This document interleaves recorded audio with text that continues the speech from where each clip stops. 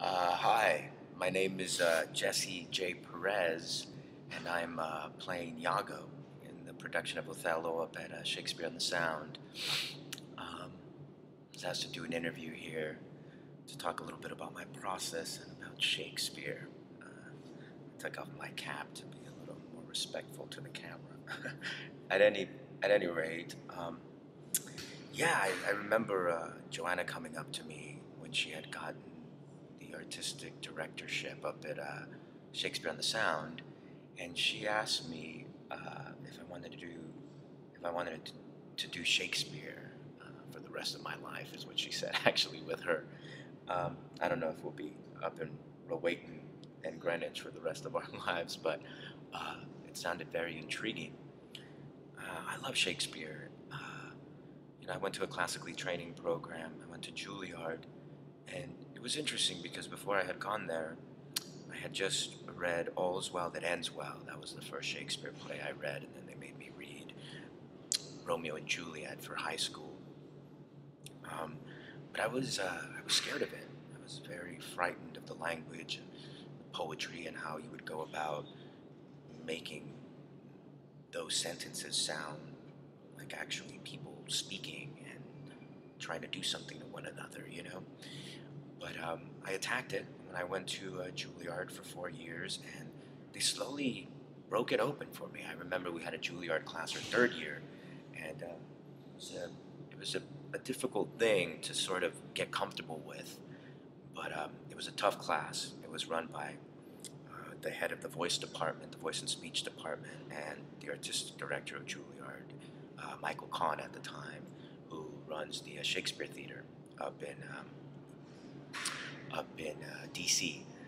And he broke me down. He broke me down. He really didn't let me get away with anything. I thought I got a hold of this Shakespeare speech that I was doing from Henry IV Part One, and I was playing Prince Hal, and he really directed me in a way that made me see that I can actually use this language and these hard sentences and metaphors to actually do something, whether I'm doing a soliloquy to an audience or I'm actually having a scene with another person on stage.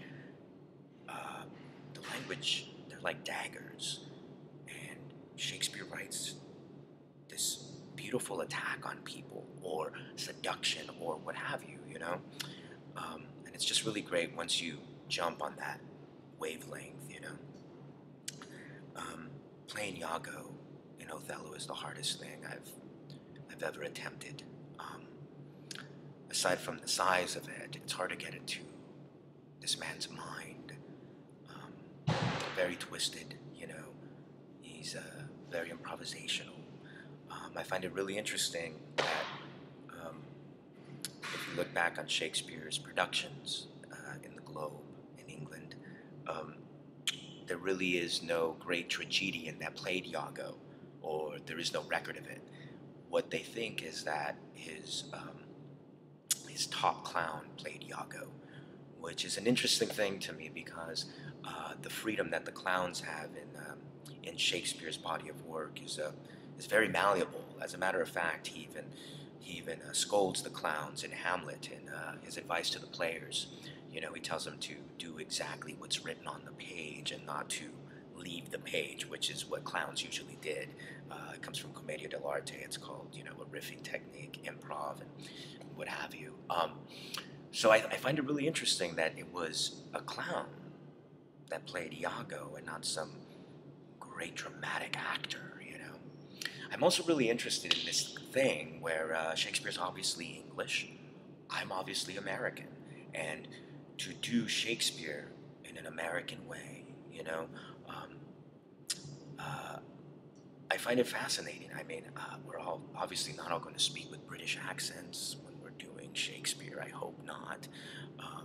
It's English is universal, and we speak English here in America, so therefore we should make it our own. I know I've gone into auditions for Shakespeare, and people are like, "Our Shakespeare is very stylized." We know a lot of people are doing the contemporary form of it and trying to make it like some contemporary speech, like if it's a brand new play, and we're not into that. We want you to bring the classical way of doing Shakespeare. And I guess what I what I say to that is that, there are those fanatics, like there is an opera, where if you mess around with an opera and you don't do what's been done for over hundreds of years, these people, these diehards that are opera fans, lose their minds because you're breaking the mold. You're trying something new. It's unacceptable. Um, well, it's acceptable, and I'll tell you why. Because these people have no. I don't want to talk bad about an audience, but you really have to open your mind. These stories have been told for over 500 of years, and it's really interesting to retell them anew, to bring them to contemporary times, because what's in those plays is very viable nowadays. I mean, the way Shakespeare words certain things, they can't be, you can't write them any better. He put it out there for you. And to say those words, to breathe in a breath and then exhale Shakespearean text is quite a gift. Now, for people to tell me that I have to do it like I'm English or British, I don't comprehend that. I feel like Othello is a universal story, and so therefore a very American story. All of us involved in the production are here. We're Americans, young Americans, doing Shakespeare and trying to tell this wonderful story of intrigue and lies, and looking behind your back to see who's coming in, who's got a dagger in their back pocket that they're not showing. There's so much intrigue, and I feel that's what we're aiming at. We're trying to make this an exciting production, a production that is very much on its toes. Iago doesn't know the plan. Iago discovers the plan as the chips fall, as something happens. He grabs it by the neck and makes it do what he wants. He's got this negative charisma. He's got this injured merit. He's been passed over, and he cannot accept that.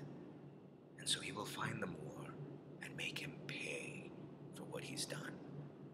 Such an exciting part. I hope I do it justice. I'm in my third week of rehearsal, and I will continue to work really hard to figure out how I go about playing this man's psyche.